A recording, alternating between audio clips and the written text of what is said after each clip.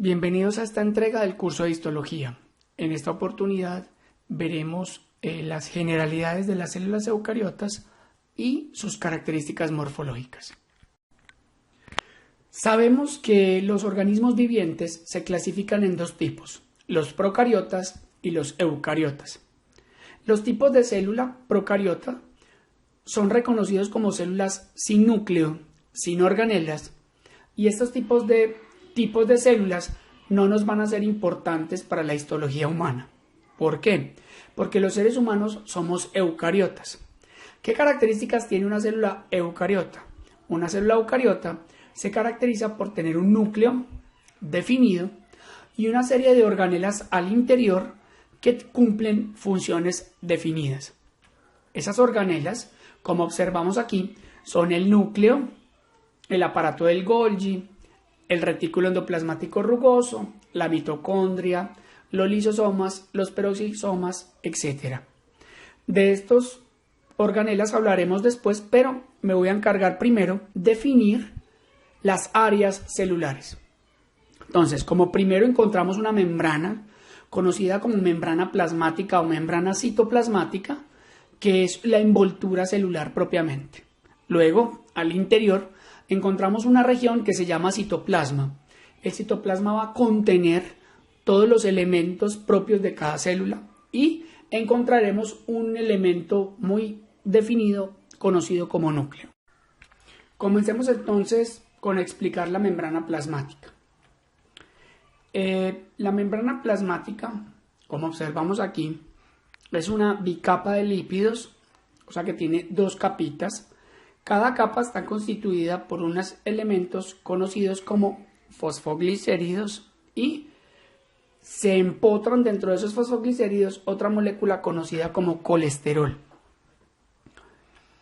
Como vemos en esta microscopía electrónica, se observa que la membrana, que es una bicapa lipídica, separa dos lugares conocidos como el exterior o la región extracelular y una región al interior conocida como citoplasma o región intracelular. Esta membrana lipídica tiene la capacidad de dejar pasar sustancias de afuera hacia adentro o dejar salir sustancias de adentro hacia afuera de una manera selectiva para que la célula pueda sobrevivir en un entorno propiamente.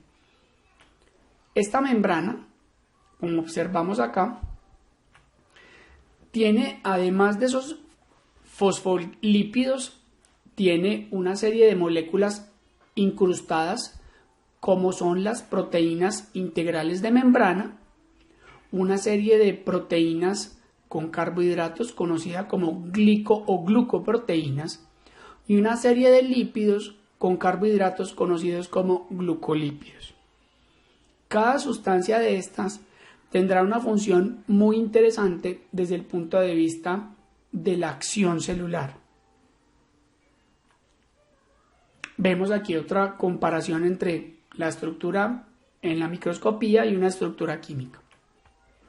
Entonces, toda membrana está constituida por fosfolípidos y aquí observamos una estructura de un fosfolípido característica que está hecha de una cabeza conocida como una cabeza polar o soluble en el agua y dos colas conocidas como colas no polares o insolubles en el agua o hidrofóbicas.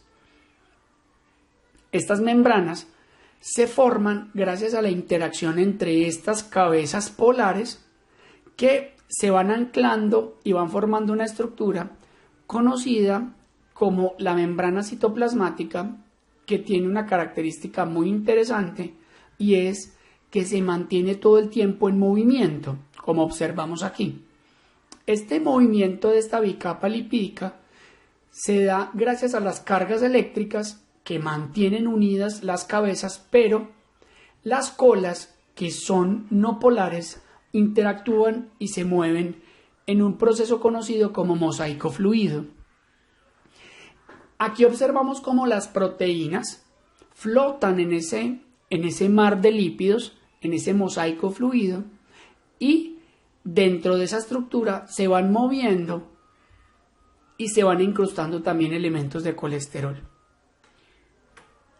Cada proteína dentro de la membrana citoplasmática tendrá varias funciones. Entonces, aquí en esta imagen vamos a mirar los diferentes tipos de funciones de las proteínas de membrana. La primera función que vamos a revisar es cuando las proteínas de membrana son receptoras. Significa que estas proteínas reconocen una señal que está afuera que denominamos primer mensajero o mensajero químico. Y estas proteínas cambian su forma y le dicen a la célula por dentro que alguien les está hablando. Como observamos en esta imagen, vemos como un primer mensajero, que en este cuadro lo encontramos como un triángulo rojo, puede ser una molécula conocida como una hormona o un transmisor o un neurotransmisor, etc. Genera una reacción al interior de la célula, reacción conocida como transducción de señal. Esto da origen a una serie de reacciones mediadas por una proteína que se llama proteína G, y eso desencadena la síntesis de una molécula al interior de la célula que llamamos segundo mensajero. Dicho segundo mensajero coordina una serie de reacciones consecutivas que terminan generando la activación de enzimas, o sea, de proteínas que tienen una función específica a nivel celular, que desencadenan una respuesta a nivel celular. En conclusión, un receptor de membrana es un elemento ubicado a nivel de la membrana citoplasmática que le permite a la célula detectar señales que le llegan para que ella determine cómo responder frente a ese entorno que se está generando. Otro tipo de proteína que encontramos en la membrana son las enzimas. Son proteínas que tienen capacidad de degradar una sustancia química. Por lo general, estas enzimas degradan los mensajeros químicos que estimulan a los receptores y son antagonistas para poder coordinar una respuesta como si fuera un switch. El receptor prende la respuesta, pero la enzima a nivel de membrana apaga esa respuesta. Entonces, las proteínas enzimáticas de membrana son antagonistas de los receptores de membrana. Otro tipo de proteínas que encontramos en la membrana son las proteínas canales de membrana. Estos canales tienen la capacidad de dejar pasar sustancias, bien sea hacia el interior o bien sea hacia el exterior. Como observamos en esta imagen, vemos cómo una proteína transportadora de membrana tiene la capacidad de reconocer una sustancia y cambiar su conformación para poderla dejar pasar hacia el lugar que se necesite. Estos tipos de proteínas transportadoras pueden transportar bien sea moléculas de gran tamaño, como son carbohidratos o algunos tipos de aminoácidos o algunos tipos de sustancias de un tamaño medio, y también son capaces de dejar pasar iones, en los cuales hablamos de lo que llamamos un poro iónico o un conducto iónico.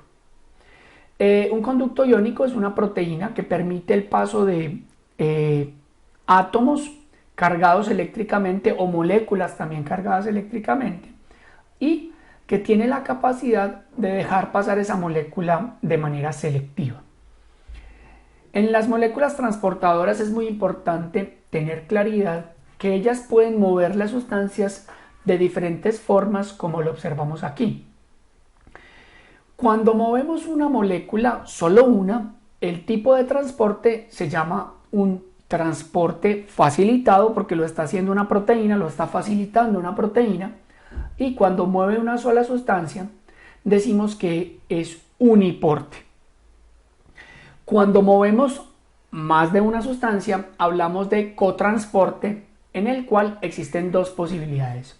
Una, que las sustancias se muevan hacia un mismo lado, lo que llamamos un simporte, o que las moléculas sean movidas en formas diferentes. O sea, Una entra y la otra sale, lo cual es un transporte que se denomina un antiporte. Cuando una proteína transmembranosa permite el paso de sustancias a través de la membrana, este tipo de transporte se denomina transporte facilitado, porque quien lo facilita es una proteína.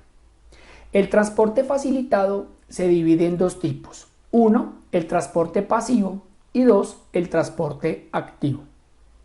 El transporte pasivo es un transporte facilitado que permite mover sustancias a favor de un gradiente de concentración.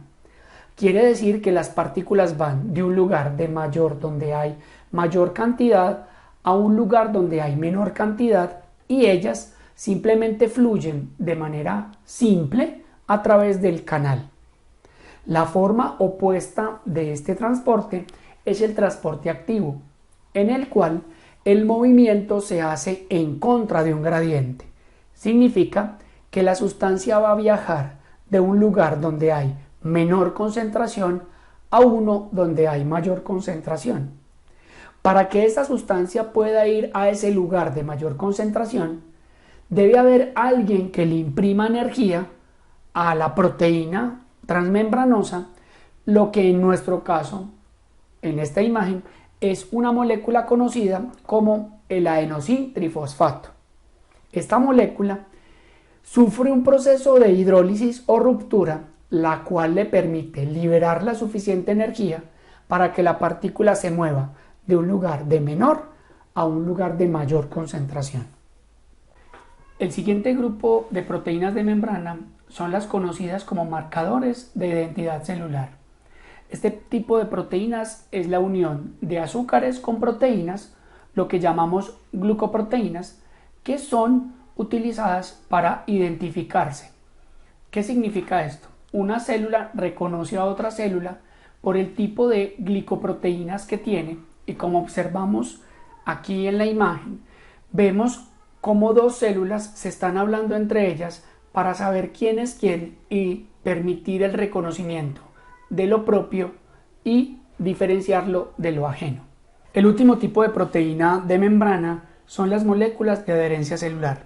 Este tipo de proteínas permite la unión de la célula a otra célula, como observamos en esta imagen, lo que nos permite a su vez que los fluidos intercelulares se muevan entre dichas células. Y existe la otra posibilidad, que la célula se una a unos elementos proteicos que están alrededor de la célula, lo que llamamos matriz extracelular.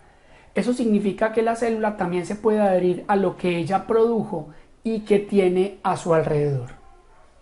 Bien, con esto hemos terminado este video sobre los conceptos básicos de la membrana celular y las proteínas membranosas. Espero les haya servido y nos vemos en las próximas entregas. Hasta luego.